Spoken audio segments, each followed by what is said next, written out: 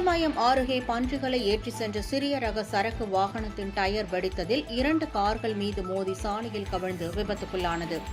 புதுக்கோட்டை மாவட்டம் திருமயத்தை அடுத்த திருச்சி ராமேஸ்வரம் தேசிய நெடுஞ்சாலையில் பன்றிகளை ஏற்றிக்கொண்டு சிறிய ரக சரக்கு வாகனம் சென்று கொண்டிருந்தது. அப்போது டயர் திடீரென வெடித்ததில் கட்டுப்பாட்டை இழந்த அந்த வாகனம் புதுக்கோட்டையில் இருந்து காரைக்குடி நோக்கி சென்று கொண்டிருந்த ஒரு கார், திருமயத்தில் இருந்து புதுக்கோட்டை நோக்கி சென்று கொண்டிருந்த ஒரு கார் என 2 வாகனங்கள் மீது அடுத்தடுத்து மோதி சாலையில் கவிழ்ந்து விபத்துக்குள்ளானது. இதில் 3 வாகனங்களின் ஓட்டுநர்களும் காயமடைந்தனர். இந்த விபத்து குறித்து திருமயம் போலீசார் வழக்கு பதிவு செய்து விசாரணை மேற்கொண்டு வருகின்றனர்.